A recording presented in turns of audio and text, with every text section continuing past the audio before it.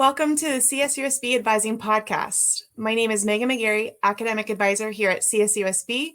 On today's episode, we're going to be learning here about the English major, and we're going to have a special guest, and his name is Dr. David Carlson. Hi, nice to see you, or nice to be with everybody today. I guess I'm seeing you, Megan, but nice to see you too. Tell us a little bit about yourself and what was your path here into higher education here at CSUSB. Okay, so I think English as a subject was an early interest of mine, but I don't know that I knew what kind of career path I wanted to be on early on. I mean, high school, I knew I liked writing. I knew there were lots of different kind of career paths I could take. Initially, I thought I might want to do journalism, but I honestly wasn't really sure. And I think I'm a first generation college student, like a lot of our students are. I guess my sisters and I would be first generation, all kind of together in our family. My parents were children of immigrants. They encouraged higher ed. They encouraged us to think about college, but they weren't necessarily kind of prepared to give us great guidance on college planning since they hadn't gone. So, when I was looking for my undergrad degree, I was looking for places that had that offered lots of different programs, lots of different options. And that's actually one of the things I liked about English, was I felt like there were a lot of different things I could do within the field of English. So I ended up going to a kind of liberal arts college, undergrad, on scholarship, and kind of stayed as an English major. And I was still at that point, after I finished undergrad, I thought I wanted to teach, but I wasn't 100% sure. So I looked at graduate school, and I went to a public university for grad school. But once again, I tried to pick a place that with an English program that did a lot of different things and would give me options and choices. And so, within my first year or two of grad school, I knew I wanted to teach. And then from there, it was a fairly straight path. I think when people are teaching in higher education, you don't always have like the first choice of where you're going to go and work. But I definitely wanted to teach at a public university, and I wanted to teach students who were kind of like myself. So I think in that respect, CSUSB was a great fit. It was my first job and my only job at this point. I've been here for 22 years. So awesome. That's very interesting. How would you describe your major, and are there any concentrations that a student should be aware of?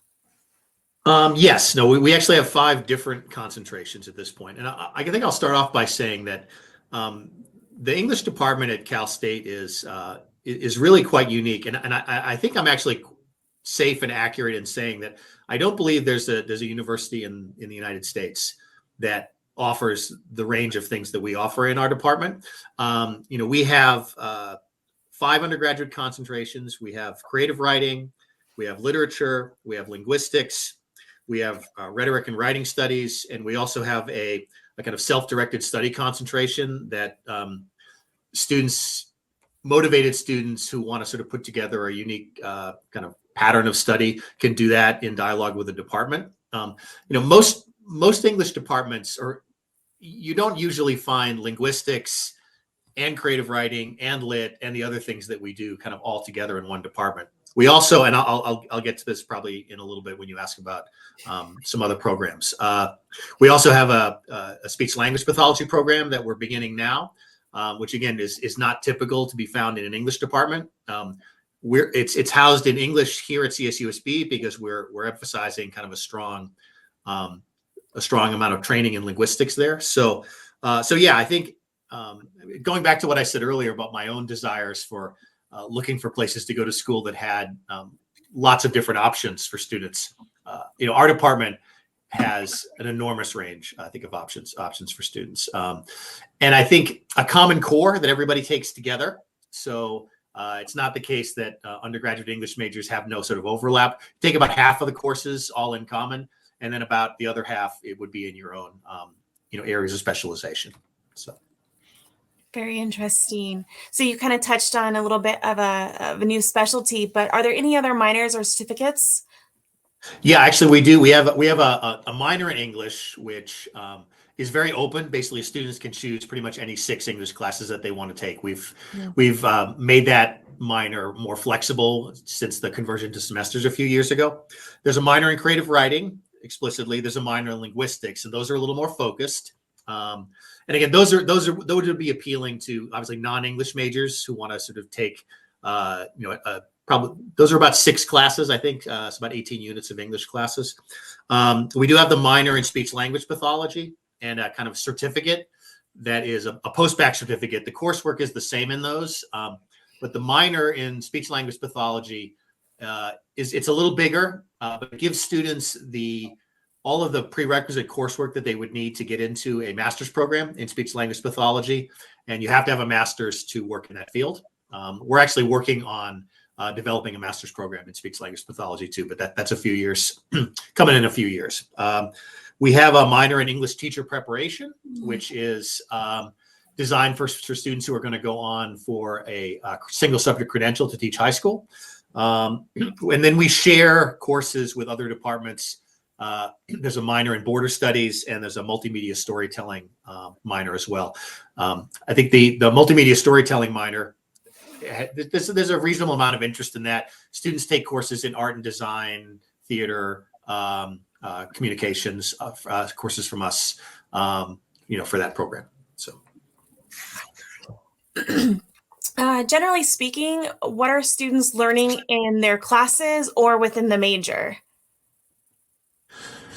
So I think I'm not going to quote our mission statement because I know that will maybe seem a little cheesy to your listeners, but I think our mission statement does emphasize that we educate the whole person. So I want to start with that point, and I think that's something worth emphasizing, in the present moment. We help students learn to read and to write critically, creatively, flexibly, I would say. We teach students to analyze and use language in a lot of different contexts. We teach genres, literary genres. We teach forms of public and professional writing. We teach the technical analysis of language and discourse. We have classes in grammar and syntax. All of our students take a linguistics class. That's in the core. And then obviously the linguistics students emphasize some of those areas a little more fully. Students doing the teacher prep minor would also do a little more of that work. We teach a lot about the contexts and communities that people write in and how they use language. We teach the creative use of our language in writing, in producing texts in various media. So I think in that respect, we prepare students for a wide range of careers, and pretty much any career that involves communication, analysis of information, analysis of text, analysis of media. I think we offer a kind of broad preparation in those ways. So So great. What career areas have you seen your students go on to into after graduation? Okay, lots of variety here, and actually, this is something that we do have a specific sub-web page on our main English department webpage. It's a careers page. I think it's careers in English. I think is if you Google that on the campus webpage, or if you just go to the main English page and look for careers. And that's a project we've been working on for the last few years to highlight some of this diversity of what our students do. If you actually go to that page, you'll find a list of kind of descriptions of different careers that students have gone into, but we also have profiles with specific alums who have gone on to do different things. We have interviews with some of them, some video interviews, some other interviews. But some of the things that you'll find if you look at that page is, probably the most obvious answer is teaching. And we do have a fair number of students who go on to teaching careers in high school and college. We're a program that provides students with the subject matter preparation they need to go and get a high school teaching credential. And, we do also position students effectively to go on for a master's or a PhD if they want to teach community college or at a four-year university.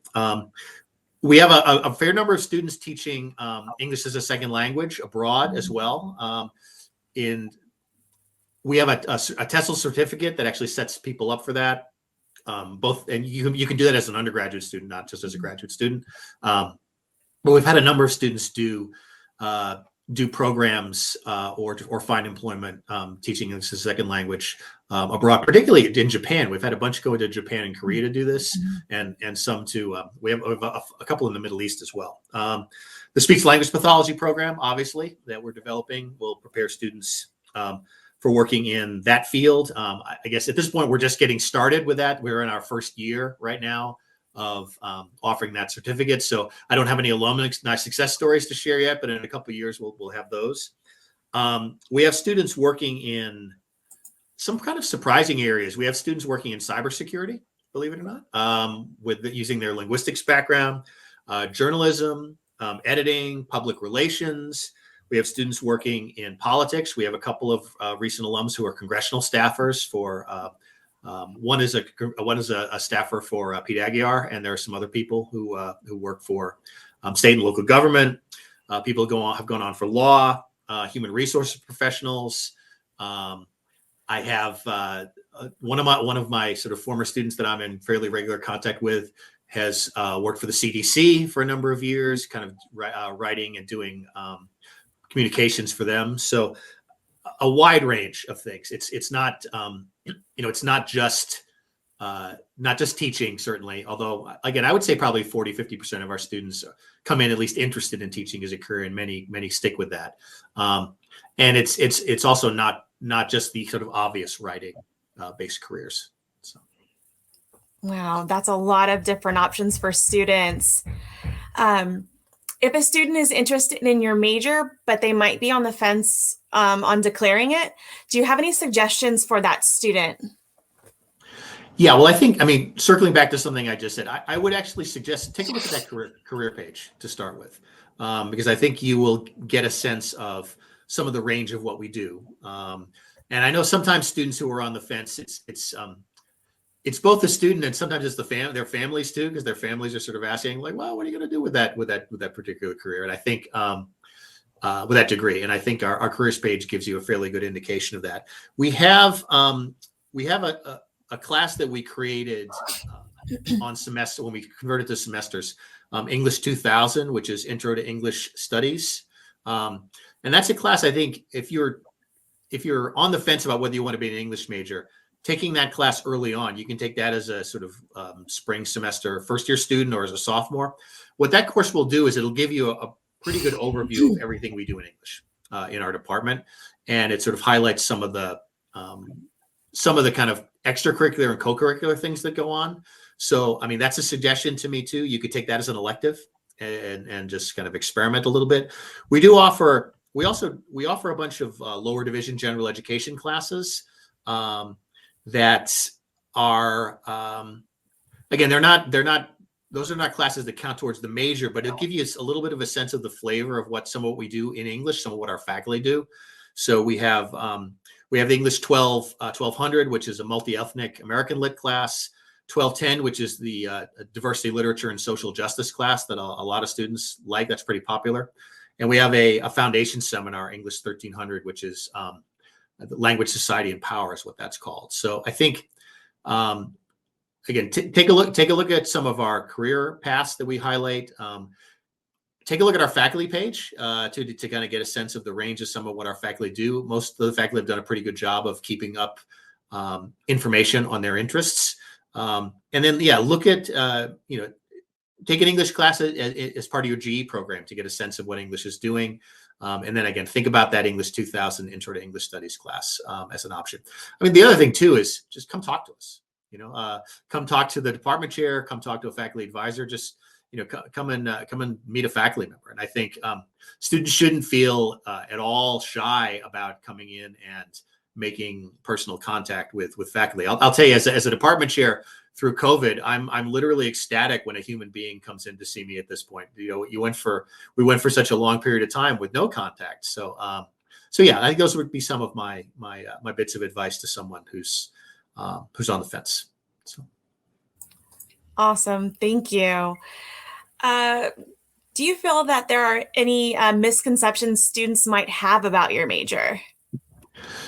Probably, and not just students. I think sort of everybody. I think as an English professor, there's certain things that you get a lot that you have to correct people on. First of all, I think the first misconception would be that teaching is the primary career path for people with an English major. And I think, as I highlighted before, that's certainly not the case. And I mean, when I started here 22 years ago, I think we had a higher proportion of our students who were going to go on to teaching careers. But even then, it was not. There was a significant percentage of our students who did other things. So that would be one misconception. It's not just a major for teachers.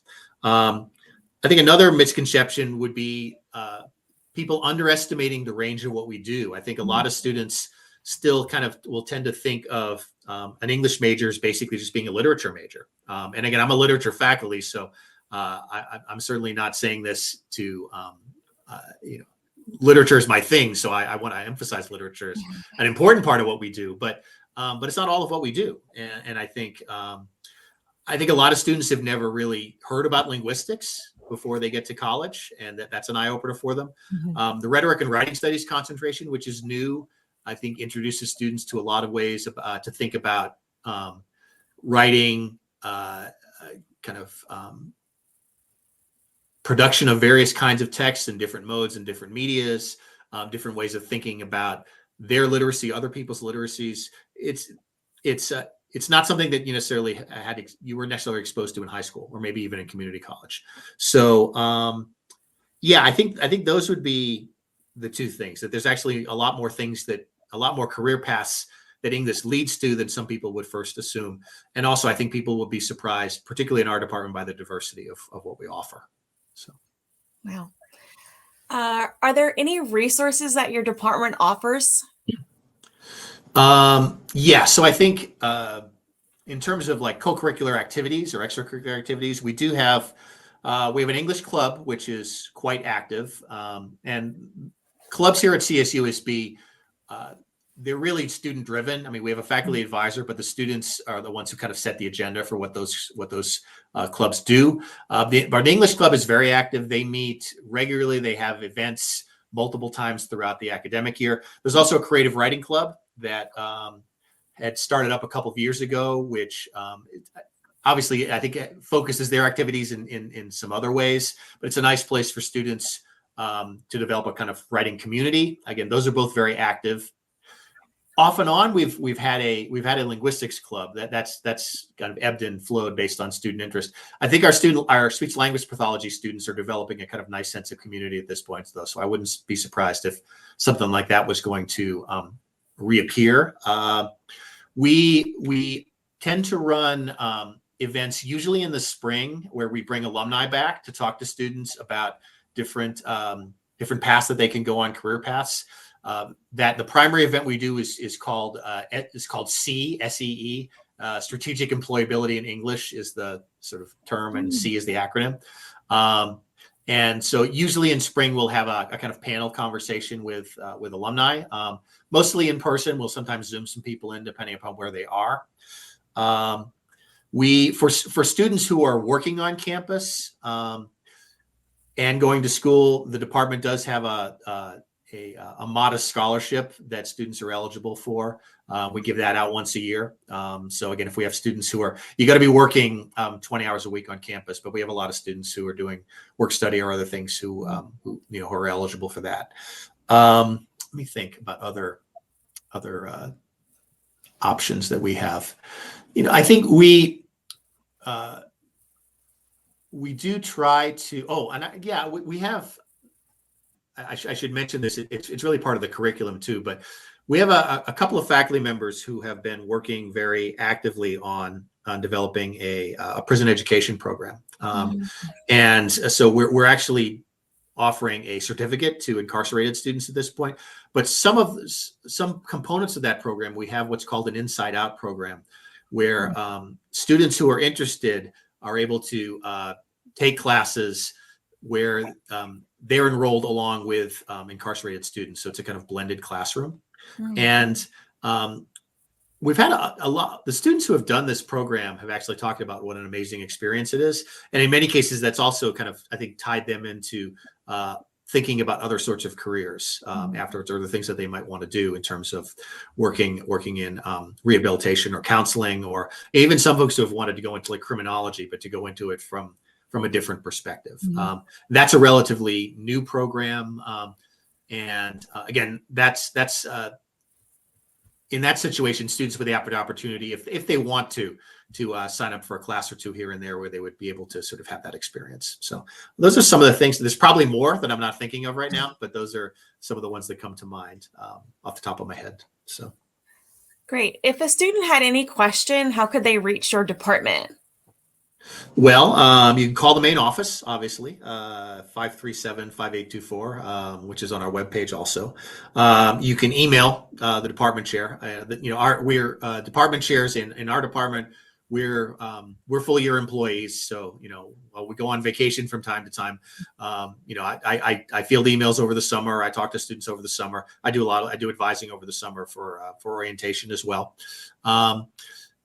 We do have designated faculty advisors, and that will rotate pretty much every year. Different people will do that, but we have a listing of that information up on our advising webpage, and so we'll list the faculty members who are advising and their contact info, so students can reach out to them to find out what their specific advising hours are going to be. Pop by the office physically, and see if I'm not in. A staff person will be in and can sort of direct the student to reach out to me. I think almost all of our faculty, we're concentrated in University Hall. Really, all of our faculty are here. Most of us are on the third floor. There are a few of us on the fourth floor, and so we're in an area where there's a lot of other student services. The undergraduate advising is up here. There are EOP, a bunch of the other programs. So we're a building that students are going to be in for a lot of other reasons. So again, we're easy to find. So feel free to just come in person and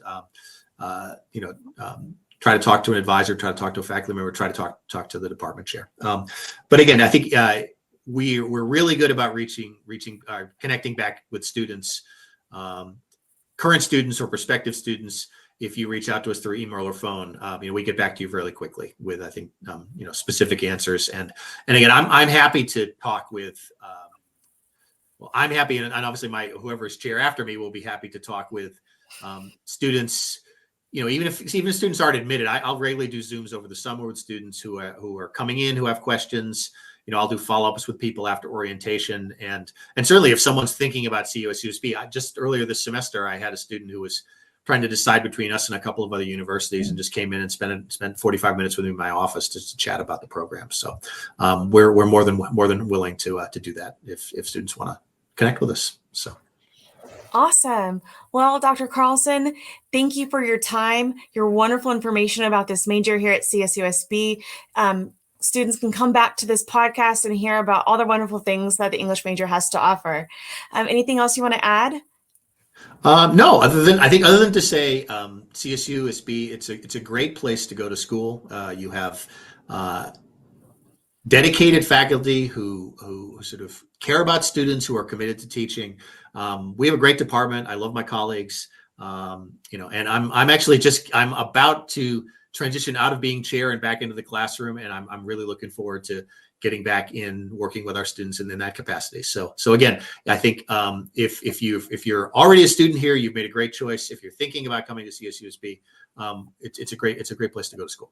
So thank you. Well, have a good rest of your day. Bye. Okay, thank you. Bye-bye.